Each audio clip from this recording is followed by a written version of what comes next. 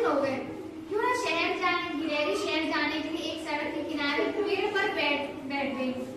थोड़ी देर में वहां से एक ट्रक गुजरता है। गिलहरी उस पर कूद जाती है।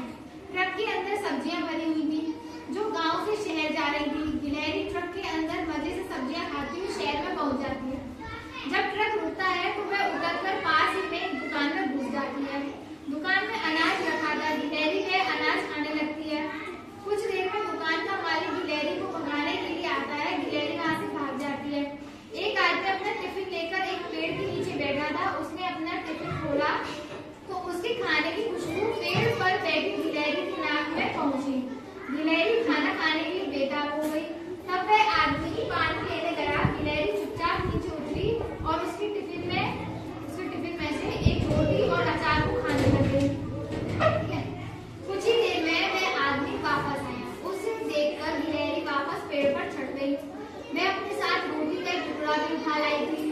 खाना खाकर उसे फिर से भूख लगने लगी। वह आगे चल गई। वहां एक जंगल होली के लिए रंग तैयार किए जा रहे थे। मतलब वहां एक जगह होली के जो रंग तैयार करते हैं वहां कलर तैयार किए जा रहे थे।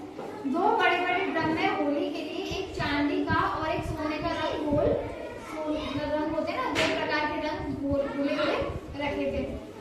कुछ आदमी और औरतें इन रंगों को खाली बोतलों में भर रहे थे। गिलहरी को लगा ये कोई खाने की चीज है। वह ड्रम के किनारे पर बैठकर उसे खाने की कोशिश करने लगी। उसने अपनी जीभ उसे चाटने के लिए आगे बढ़ाई थी कि बैठकर गिर गया नीचे। ड्रम से सोने के रंग की कुछ चीजें पास ही काम कर रही एक औरत पर गिर गई।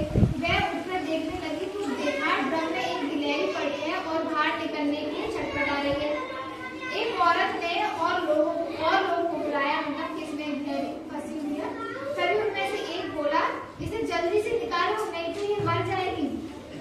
तो एक आदमी ने एक बड़ी सी रंग छानने की छलनी थी उससे गिलहरी को बाहर निकाला और वहीं में एक और साइड में पेड़ के किनारे रख दिया।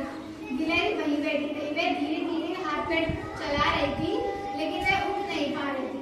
उसे छोड़कर सभी अपने काम में लग गए। गिलहरी बहुत डरी हुई थी। कुछ देर बाद उसका रंग सूखने लगा। जहाँ वह लेटी हुई थी कुछ देर में वहां तक धूप आने लगी। धूप के कारण उसका रंग जल्दी सूख गया था। गिलहरी उठी और धीरे धीरे चलकर आगे चल गई।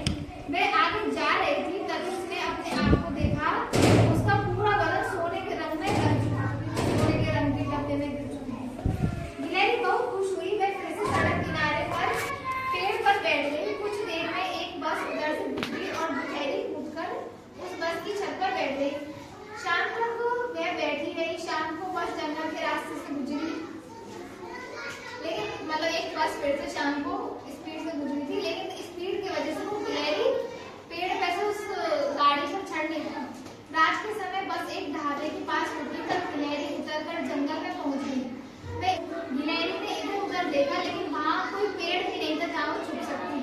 इस बारिश में उसका सुनहरा रंग ढलने लगा और जगह जगह से उसका असली रंग दिखने लगा कि वो कैसे नहीं।